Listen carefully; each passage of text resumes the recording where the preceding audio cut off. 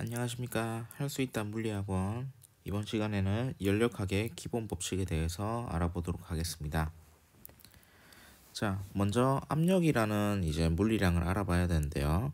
압력이라는 것은 단위 면적당 수직으로 누르는 힘을 얘기합니다. 자, 예를 들어서요. 요런 물체가 있다고 치면요. 요렇게 수직하게 요 위쪽 면을 내려 누르는 힘인데요.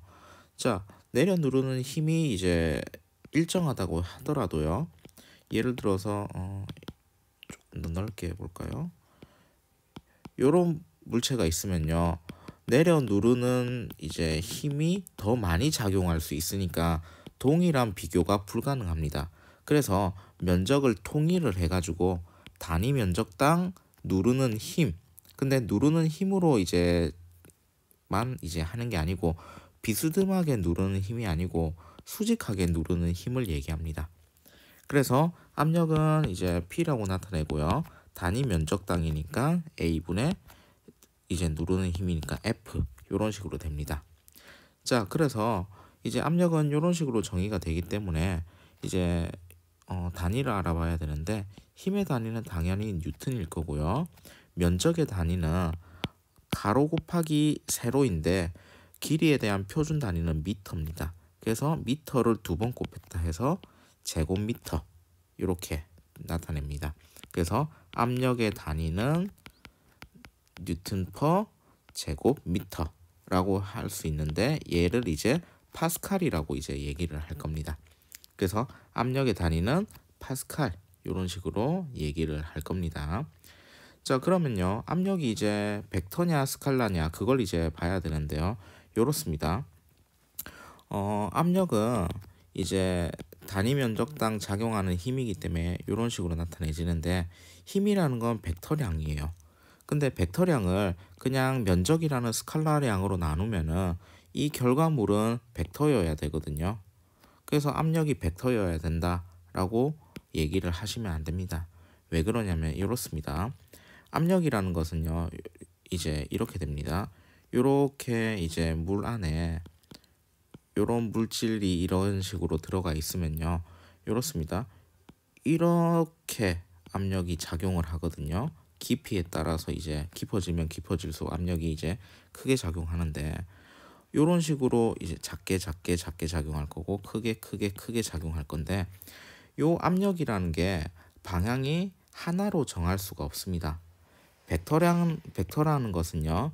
크기랑 방향이 하나씩으로 정해져야 되는데 크기나 하나로 정해질 수 있을지 몰라도 방향이 무한대이기 때문에 벡터의 정의에 맞는 크기랑 크기 하나에 방향 하나 요게 맞지 않습니다.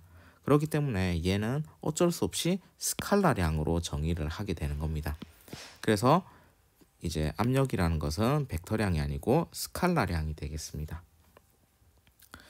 자, 다음으로는 이제 보일의 법칙에 대해서 이제 할 건데요. 자, 보일의 법칙은 이렇습니다. 앞으로 이제 보일의 법칙, 샤를의 법칙을 배울 건데 전제 조건이 있습니다. 보일의 법칙은 온도가 일정할 때만 작용이 되고요. 샤를의 법칙은 압력이 일정할 때, 압력 P가 일정할 때 이렇게 정의가 됩니다. 자, 보일의 법칙은 이제 온도 T가 일정할 때 일정 질량의 기체의 부피 V는 압력에 반비례한다 라고 해가지고 부피가 압력에 반비례합니다 라고 이렇게 쓸 수가 있습니다. 단 T가 일정할 때. 자, 요런 것들 많이 해봤을 겁니다.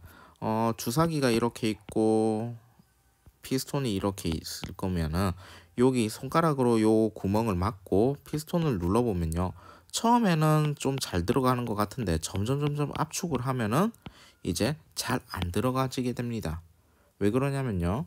요 피스톤을 이제 채우고 있던 이제 기체들이 처음에는 요 피스톤 전체 공간에다 이제 다 차였을 건데 피스톤을 줄여서 요만큼의 이제 공간만 이제 허용하게 되었을 때는 얘네들이 이제 움직이면서 벽을 치게 되는 압력이 커집니다.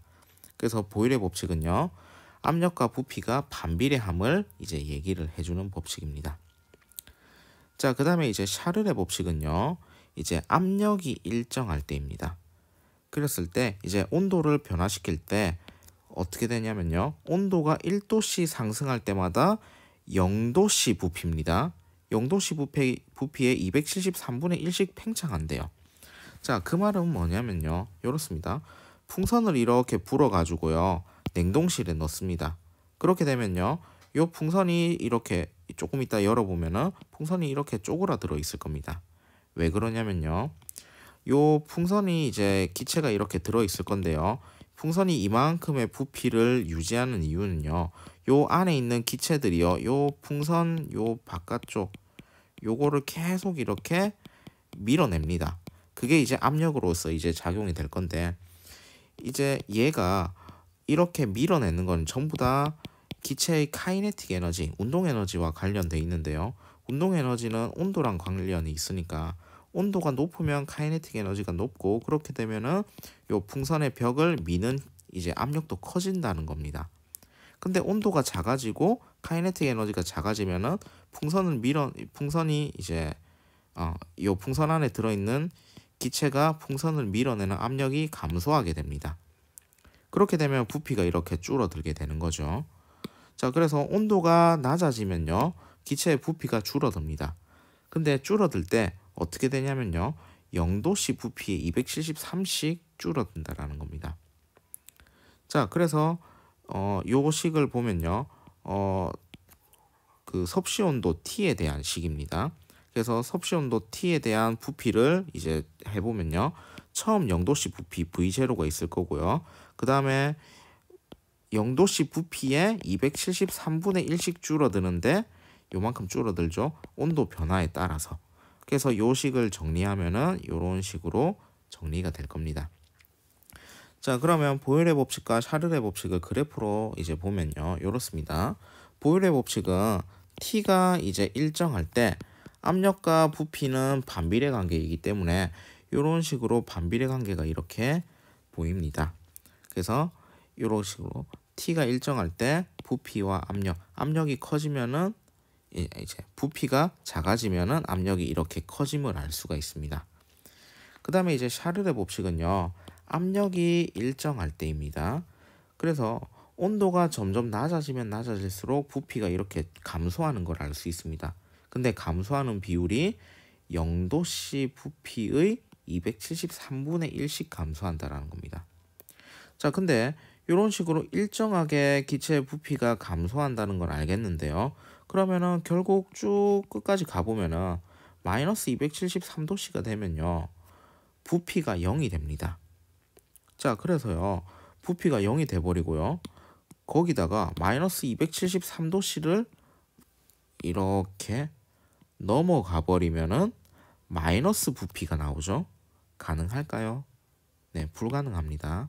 그렇기 때문에요. 이렇게 정의를 해놨습니다. 자, 마이너스 273도씨까지가 기체 부피가 0이 되는 기점이기 때문에 요 지점보다 더 넘어서서는 온도를 낮출 수 없다.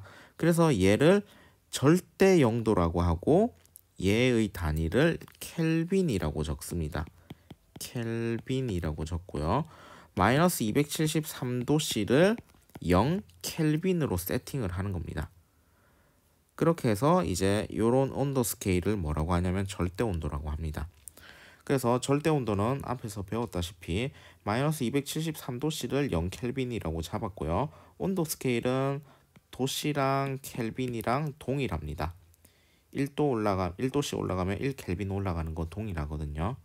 그래서 절대 온도라는 것은 샤를의 법칙을 통해서 이제 나왔다라는 것을 알 수가 있습니다. 자, 그 다음에 이제 보일 샤를의 법칙이 있는데요. 보일의 법칙은 이제 부피랑 압력이 반비례이고요. 그 다음에 샤를의 법칙은요. 이렇게 되겠죠. 부피랑 온도랑 이렇게 비례관계다. 이런 것들입니다. 그래서 이 두 개를 이제 합쳐보면요. 보일 샤를의 법칙을 얻을 수가 있습니다. 그래서 이렇게 되겠죠.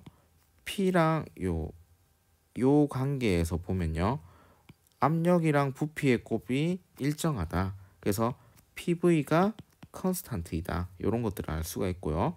그 다음에 이제 V는 이제 T에 비례하기 때문에 요런 식으로 할 거면은 여기 t를 이렇게 나눠줘 버리면은 요렇게 비례한다라는 것을 이제 그대로 나타낼 수 있습니다. 자, 요 과정을 조금 더 보면요. 요렇게 보시면 될 겁니다.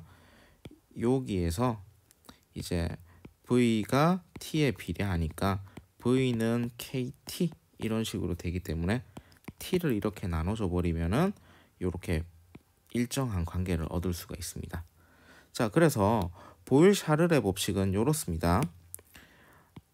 각각의 이제 보일의 법칙은 온도가 일정할 때, 샤를의 법칙은 압력이 일정할 때 이렇게 되는데, 걔네들을 이제 제한하지 말고 그냥 한꺼번에 써보자라는 겁니다. 그래서 어떤 기체의 특정한 상태, 압력과 부피와 온도가 이런 식으로 하면은 항상 일정합니다 라는 것을 보여주는 법칙입니다. 그래서 요게 보일-샤를의 법칙입니다. 자, 중간 초점 질문을 이제 점검하고 갑시다. 온도가 마이너스 273도씨보다 낮아지면 어떤 일이 벌어지는지 한번 구글링 해보시면 재밌을 것 같고요. 그 다음에 다음 시간을 알기 위해서는 이상기체가 무엇인지, 아이디얼 가스라고 합니다. 이게 무엇인지 간단하게 알아보시면 좋을 것 같습니다. 자, 이어서 연력학의 기본 법칙 계속 가보겠습니다. 자, 앞에서 우리가 보일-샤를의 법칙을 배웠는데, 압력과 부피의 곱과 그것을 온도로 나눈 것은 항상 컨스탄트 일정하다라는 겁니다. 자, 그러면요, 요 그냥 일정하다라는 걸 비례관계로 이제 보지 말고 얘를 이제 명확한 등호관계로 공식으로 만들고 싶은데, 요거를 이제 어떻게 하냐면요, STP 상태라는 게 있습니다. 스탠다드 템퍼처 앤 프레셔라고 해서 0도씨 1기압을 얘기합니다. 1기압은 1 atmosphere라고 해서 1 atm이라고 합니다. 자, 그래서 1기압을 이제 여기에다가 요 식에다 집어넣고요. 그 다음에 어떻게 하냐면요, 기체, 여기 목이 아니고 몰이에요. 몰. n몰이라고 하는데 1몰이라는 건요, 기체 기준으로 해가지고 22.4리터의 기체 STP 상태에서 기체 1몰이라는 건요 22.4리터에 보니까 이제 22.4리터의 기체를 모아 보니까 거기에 기체 분자가 얼마가 들어있냐면요 6.022 곱하기 10의 23승계가 들어있다는 겁니다. 얘를 이제 아보가드로 수라고 합니다. 그래서 1몰이라는 건요, 이제 기체 22.4리터에다가 기체 종류 상관없이 항상 아보가드로 수만큼 이제 들어있는데, 이럴 때를 1몰이라고 얘기를 하거든요. 자, 그래서요, 이상기체의 상태 방정식을 이제 얘기를 할 건데요. 이제 이상기체라는 연력학적으로 이제 다루는 그런 기체들이 있습니다. 이상기체의 압력이요 P이고 차지하는 부피가 V이고 온도가 T이고요. 그 다음에 어떠한 통 안에 N몰만큼의 기체가 들어있으면요, 보일-샤를의 법칙을 통해서 PV 오버 T가 컨스탄트 이런 것들인데, 여기에 STP 상태를 이제 집어넣어 주시고 하면요, 결론적으로 어떻게 되냐면요, PV는 nRT라는 공식을 얻을 수 있습니다. 자, 요게 왜 어떻게 나왔냐면요, 자, 이렇습니다. PV는 컨스탄트 이렇게 되어 있는데요, 컨스탄트 대신에 그냥 비례상수 K를 쓰겠다라는 겁니다. 그 다음에 N몰일 때 이제 문제인데, 1몰일 때랑 2몰일 때랑 이제 물리량들이 비례적으로 증가할 거라고 예상이 됩니다. 그래서 PV 오버 T는 K 요식 대신에요, PV 오버 T는 NK 뭐 이런 식으로 나타낼 수 있습니다. 여기서 N은 몰수를 얘기합니다. 그래서 요렇게 식을 만들어 놓고요, 0도씨 1기압이라는 이제 조건들을 이제 여기다가 넣어 주니까 요 K 값이 계산이 됩니다. 그래서 요 K 값을 이제 유명한 비례상수니까 R이라고 적고, 얘를 이제 뭐라고 하냐면 가스 컨스탄트라고 해서 기체 상수라고 할 겁니다. 그러면요, 우리가 이제 이렇게 되겠죠. 보일-샤를의 법칙에서 이제 출발을 해가지고 이상기체를 이제 상태를 설명하는 PV는 nRT라는 공식을 얻을 수 있습니다. 이 공식을 보고 이상기체의 상태 방정식이라고 해줍니다. 그래서 어떠한 특정한 상태에서의 기체 압력 알고 부피 알고 이제 온도 T 알면요, 모든 기체들은 이 방정식을 만족한다 라는 것을 알 수가 있습니다. 그래서 연력학에서 가장 중요하게 사용되는 식이기 때문에 잘 기억해 두셔야 됩니다. 자, 그 다음으로 이제 다음으로 해야 될 게 기체가 한 일입니다. 자, 한 일의 양은 앞에서 역학에서 배웠듯이 힘 곱하기 이동거리 S로 할 수 있는데요. 여기에서 이제 문제는요, 요 힘을요 구하기가 힘들다라는 겁니다. 예를 들어서요, 기체 분자한테 작용하는 힘을 이렇게 구한다고 이제 구할 수 있다고 가정을 하면요, 뉴턴 역학의 한계는 뭐냐면요, 모든 기체를 구성하는 입자들에게 작용하는 힘들을 다 더해야 내가 전체 힘 F를 구했다라고 할 수 있습니다. 근데 최소한 아보가드로 수 이상의 기체 분자들을 이제 다룰 건데, 그러면 6.02 곱하기 10의 23승계 이상일 건데, 이 모든 분자를 한 마리 한 마리 추적해가지고 요 F를 구하기가 힘듭니다. 그래서 요 F 한 마리 한 마리에 작용하는 힘을 이렇게 구하지 말고 요런 컨셉으로 보시면 됩니다. 기체가 이렇게 대기가 이렇게 존재하는데요, 우리가 날이 더워가지고 부채를 가지고 이제 부채질을 하면요 어떻게 되나요? 한 마리 한 마리가 움직이는 게 아니고요, 여기 있는 뭉텅이의 기체들이 나 쪽으로 이제 와가지고 이제 시원한 바람이 느껴지는 거죠. 그 말은요, 힘을 이렇게 면적을 이용해 가지고 가해 주자는 겁니다. 그렇게 되면은 어떤 개념이냐면요, 압력의 개념이 들어갑니다. 자, 압력은요 단위 면적당 작용하는 힘으로 구할 수 있습니다.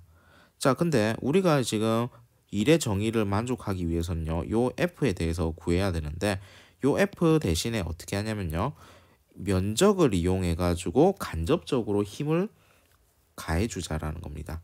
그래서 요 식을 변형하면 힘 F는 압력 곱하기 이제 면적 이렇게 될 건데요. 그러면 요 식에다 넣으면요, W는 압력 곱하기 면적 곱하기 이동거리 S가 될 건데, 여기에서 이제 실린더를 한번 보겠습니다. 여기에서 이제 면적 A는 일정한데 요만큼이 이제 변하는 길이가 되겠죠. 그래서 얘가 그냥 S가 아니고 이제 요 피스톤 그림으로 보면은 델타 L로 해주면 됩니다. 그러면요, 여기에 있는 안쪽에 있는 기체들이 요 피스톤을 이렇게 밀기 때문에 이 피스톤이 이렇게 뒤로 밀려난 거잖아요. 그러면서 이제 만들어진 부피들이 여기서 요까지 요 사이에 부피가 이제 생기는 거죠. 그 부피가 A 곱하기 단면적 곱하기 델타 L, 요 녀석이 이제 부피 변화량이 되겠죠.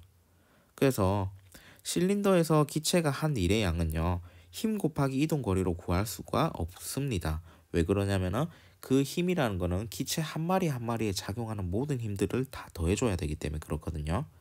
그래서 요 힘 대신에 간접적으로 압력을 이용해서 이제 구할 건데, 그러면 PA 곱하기 이제 피스톤이 움직인 거리 델타 L 이렇게 되는데, 요 피스톤이 움직이면서 부피 변화를 만들었기 때문에 델타 V라고 써주고, 그래서 한 일의 양은 압력 곱하기 부피 변화량 델타 V라고 적을 수가 있습니다.